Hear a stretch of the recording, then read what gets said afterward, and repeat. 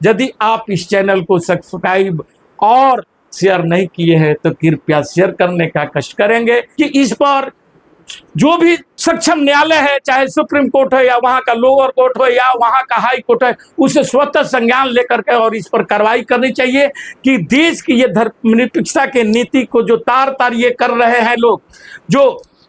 बार बार उसको निर्लजतापूर्ण हमारे विदेशों में भी छवि को जो ये खराब करने का काम, कभी कपड़े से पहचानने का काम करते हैं, कभी फल और दुकानदारों को नाम लिख करके कि ताकि ये पता चल सके कि हिंदू है कि मुसलमान है कि दलित है। और ये चीज़ों को ये लोग कहीं जानने का ये प्रयास तो नहीं कर रहे, क्योंकि इनकी हमेशा मंशा रही है दलित, ओबीसी और माइनॉरिटी को दबाने का, क्योंकि इनके हमेशा इनके जो संस्थापक थे वे लोग हमेशा यही चाहते थे कि भारत में हिंदू राष्ट्र बनाया जाए, और वैसी हिंदू राष्ट्र के ये लोग बनने को धीरे धीरे जहां तहां उसे लागू कर करके और जनता की भावनाओं को समझने का प्रयास करते हैं। दोस्तों, आपके पास आज एक भाजपा में चल रही सिर फुटबॉल की संबंध में बतलाने जा रहा हूं कि आखिर की उत्तर प्रदेश, महाराष्ट्र, हरियाणा,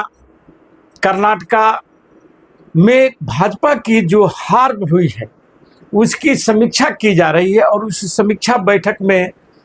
जुत्तम पैजम सब चल रहा है और भाजपा के पदाधिकारी आपस में एक दूसरे पर दोषारोपण करने में लगे हुए हैं। और उसी कड़ी में उत्तर प्रदेश के जो भी आदित्यनाथ जी को वहां से मुख्यमंत्री पद से हटाने के मुहिम भी चलाई जा रही है, और केशव प्रसाद मौर्य को वहां की कुर्सी संभालने के या राष्ट्रीय अध्यक्ष बनाने की भी बात चल रही है। और इसमें केशव प्रसाद मौर्य सक्रिय रूप से लगे हुए भी हैं, लेकिन मोदी और अमित शाह इस बात को पचा नहीं पा रहे हैं कि यदि हम जोगी को वहां से हटाते हैं तो उत्तर प्रदेश में जो बुरा हाल हुआ है कहीं और बुरा हाल नहीं हो जाए, क्योंकि जोगी ही एक ऐसा मुख्यमंत्री है इस भारतवर्ष में जो भाजपा शासित राज्यों में वह निर्विरोध कोई भी बातों को रखते हैं, क्योंकि बाकी जितने भी मुख्यमंत्री बनाए गए हैं वह दिल्ली की रबर स्टाम्प बनकर के बैठे हुए हैं। और उसी ढंग से उत्तर प्रदेश में भी रबर स्टाम्प स्थापित करने का एक गुजरात लॉबी को शुरू से ही, जब से ये लोग सत्ता में आए हैं तब से इन लोगों की मंशा रही है कि उत्तर प्रदेश में भी पूर्ण रूपेण अपनी कब्जा जमाई जाए। लेकिन वहां पर ये गुजरात लॉबी या कहें गुजरात गए वहां पर सक्षम नहीं हुआ, बल्कि उत्तर प्रदेश के मुख्यमंत्री को अनेक तरीके से प्रताड़ित भी किया गया। वे बार बार सचिवों को चेंज करने को बोलते रहे, लेकिन सचिव को भी चेंज नहीं किया गया, और उन्हें शुद्ध रूप से काम करने के भी इजाजत नहीं दी गई। और जब हार हुई है उत्तर प्रदेश में, बुरी तरह जब हार हुई है, क्योंकि भाजपा का सबसे बड़ा प्रयोगशाला उत्तर प्रदेश ही था आरएसएस और भाजपा की, वहां पर इतनी बुरी तरह से हार होना, जहां की 80 की 80 सीटों लेने की बात हो रही थी और वहां पर 30 से 35 सीटों में सिमट जाना, ये बात देश को और जनता को भली भांति मालूम है कि इसका कारण क्या है। क्योंकि देश के प्रधानमंत्री जिस ढंग से जनता के साथ कार्य किए और अपने पूंजीपति मित्रों को इस ढंग से रेवड़ियां बांटे हैं कि 16 लाख करोड़ रुपया का उनका ऋण माफ कर दिया गया, और चंद इलेक्टोरल बॉन्डों के लिए देश के पैसा को इस ढंग से बंटाधार करना, बंदरबाट करना कहां तक जायज है। और इस चीजों को जनता समझ नहीं पाई, और जनता ने इसका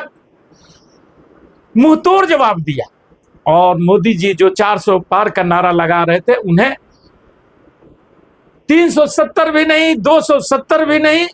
बल्कि 240 पर आकर के सिमटा दिया है। और इसलिए ये लॉबी अब नए रोज पैतरे कर रहे हैं। जो पहले विपक्ष पर किया जाता था, अब अपने दलों में, अपने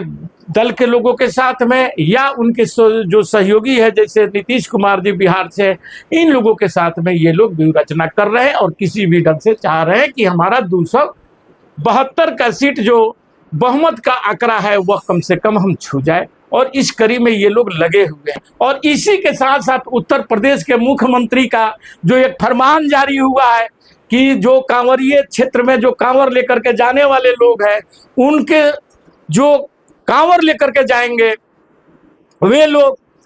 उस रास्ते में चाहे जितने भी दुकानें हैं वे सभी दुकान का प्रोप्राइटर का नाम या दुकान संचालक का नाम लिखना अनिवार्य किया गया। और ये काम पुलिस प्रशासन के द्वारा लोगों को कराया जा रहा है, बाजार में घूम घूम करके बोला जा रहा है। और एक निर्दयता से प्रेस निर्लजता बोला जा सकता है कि वहां का पुलिस प्रशासन प्रेस कॉन्फ्रेंस कर करके और ये बातों को बोल रहा है ये बात कि इससे ये पहचान करने में आसान होगा कि कांवरिया के साथ में कोई गलत कार्य नहीं हो और उसको इच्छा के हिसाब से अपने सामाने उपलब्ध हो। यानी कहने का तो मतलब ये होता है कि ये लोग सीधा सीधा ये भाजपा जो दोहरी चाल हिंदुओं और मुसलमानों में जो बिखराव पैदा किया है, जो मनमुटाव पैदा किया है, इसी का वो लोग फिर से एक बार फायदा उठाना चाहते हैं और फिर से ये हिंदू ध्रुवीकरण की जो ये लोग काम करने का जो कि वहाँ पर नाम लिखने का बात किया, और जिसका विरोध विपक्ष के नेता अखिलेश यादव या कांग्रेस के द्वारा पवन खेरा जी जो कांग्रेस के प्रवक्ता है वे लोगों ने भी इसका पुरजोर विरोध किया है कि क्या इससे मुसलमानों की आर्थिक पर प्रहार करना नहीं बोला जा सकता है। इन तमाम चीजों अखिलेश यादव भी जो के वो व्यंग्यात्मक बात बोले हैं, इससे तिरमिलाई भाजपा का कहना है कि क्या हलाला लिख देना, सोचिए इनकी कहाँ कितनी टुच्चे रूप का ये लोग अपने दलीलें देते हैं कि हलाला लिख देना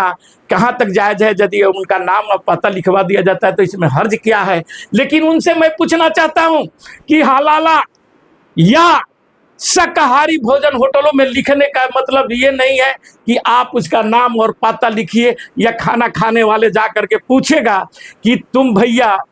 मुस्लिम हो कि हिंदू हो कि ईसाई हो कि तुम जैनी हो, कौन हो, कौन रसोईया है, कौन खाना बनाया है, इसके लिए नहीं लिखा जाता है। शाकाहारी के मतलब शाकाहारी होता है, और यदि उनको लगता है कि शाकाहारी में भी मांसाहारी होता है तो ये तो उनकी सोच हो सकती है। लेकिन ये मेरे हिसाब से, मेरे सोच के हिसाब से ये सीधा सीधा तुष्टीकरण की नीति जो अपनाई गई है, जो वहाँ पर जो बवाल चल रहा है उत्तर प्रदेश में, उस तमाम चीज़ों से जनता का ध्यान भटकाने के लिए और ध्रुवीकरण करने का जो एक कुचक्र चला गया, कुचेष्टा की गई है यूपी सरकार के द्वारा, वह सर्वत्र निंदनीय है। और मैं तो कहता हूं कि इस पर जो भी सक्षम न्यायालय है, चाहे सुप्रीम कोर्ट है या वहां का लोअर कोर्ट हो या वहां का हाई कोर्ट है, उसे स्वतः संज्ञान लेकर के और इस पर कार्रवाई करनी चाहिए कि देश की ये धर्मनिरपेक्षता के नीति को जो तार तार ये कर रहे हैं लोग, जो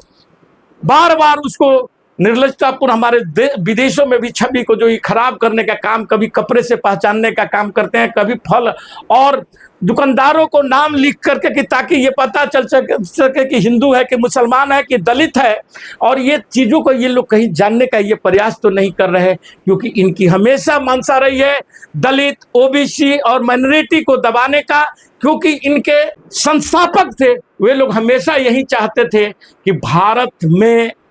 हिंदू राष्ट्र बनाया जाए, और वैसी हिंदू राष्ट्र के ये लोग बनने को धीरे धीरे जहाँ तहाँ उसे लागू कर करके और जनता की भावनाओं को समझने का प्रयास करते हैं। लेकिन यहाँ भारतीय जनता इतना समझदार है, इतना जागरूक है कि जिसका ये 2024 में इनको परिणाम दिखा दिया है कि ये राम को जो ये व्यापार जो करते थे उनकी इस व्यापार को बंद कर दिया है। और आप देखे होंगे कि जब से मोदी जी ये 2024 का चुनाव आ रहे हैं, ना वो अब जय श्री राम बोलते हैं, ना हिंदुत्व पर बोलते हैं, लेकिन ये जो उनके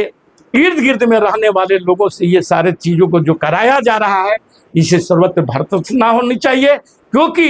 ये लोग कोई भी हिंदू हिंसक नहीं होता है। ये राहुल गांधी ने लोकसभा में भी बतला दिए हैं, और अहिंसा का पुजारी हिंदू होता है। लेकिन कुछ लोग जो इनके संस्थाएं से जुड़े हुए लोग हैं, वे लोग हिंसक लोगों को बना रहे हैं। इसका लोग विरोध भी कर रहे हैं और विरोध होना भी चाहिए, बल्कि इनकी वही हाल होनी चाहिए जो इस ढंग की बातों को करते हैं, जो रघुबर दास जी के भतीजे के साथ में हुआ है। वही अभियान इन लोगों पर भी जनता को चलानी चाहिए, क्योंकि तभी ये लोग सुधरने वाले हैं। नहीं तो ये लोग हमेशा इसी ढंग से जो अंग्रेजों का नीति था, फूट डालो राज करो, उसी नीति पर ये लोग भी चलते हैं। और हिंदू मुसलमान जो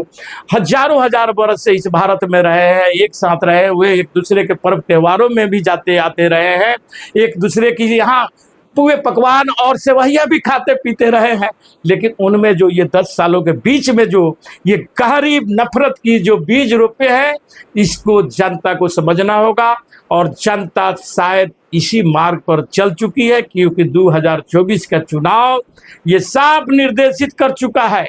कि अब आपकी ये नफरत की दुकान भारत में नहीं चलने वाली है। इसलिए ये नफरती लोग अनेक ढंग की ढोंगे करते हैं और ढोंग करते रहेंगे, लेकिन जनता को आज जागरूक होने की जरूरत है। इसी के साथ मैं अपना वक्तव्य समाप्त करता हूं। इसी के साथ जय हिंद, जय भारत।